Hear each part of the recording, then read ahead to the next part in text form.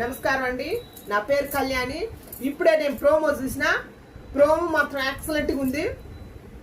Captaincy రేస్లో మరి మన దివ్యాని ఎవరిని సపోర్ట్ చేస్తామని అడిగితే దివ్య నేను ఇమానియల్ని సపోర్ట్ చేస్తా, తనుజ గారిని తీసేస్తాను అన్నది.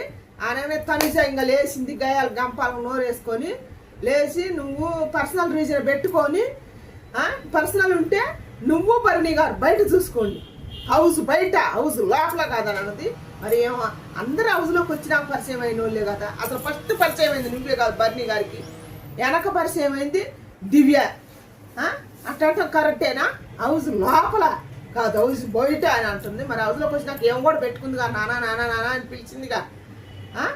ఎంత పొగరో సమాధానం చెబుతుంది. చెప్పేది కూడా ఇను తనుజ అన్నా కూడా ఇంకా నేను ఎన్నని చెప్పిపోయింది. పోయి ఏడ్చుకుంటా దాని మీద అనుకుంటే అందరు పోయి బదిలాడారు. భరణి గారు అయితే నిజమైన కన్న తండ్రి ఎట్ట బాధపడతాడో అట్ట బాధపడి నాకైతే కళ్ళలో నీళ్ళు వచ్చినాయి. భరణి గారు బాధపడుతుంటే సొంత బిడ్డని ఎట్ట ఓదార్చుడు అట్ట ఓదార్చిండు. ఆ తల నిమిరేది కూడా భలే బాగా అనిపించింది నాకు. భరణి గారిని చూస్తుంటే పాపం అనిపించింది.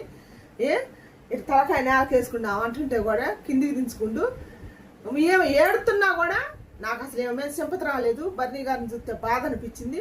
తనుజ ఎందుకు తనుజ ఇలా మారిపోయిను ఇలా అంటున్నావు భరణి గారిని? పాపం ఎందుకు తనుజ ఇలా చేస్తున్నావు? నాకు తనుజ గారిని చూస్తే కోపం వస్తుంది. నాయాలుగా మీకు ఎంతమంది కనిపిస్తుందో మీ అభిప్రాయం కూడా నాతో చెప్పండి.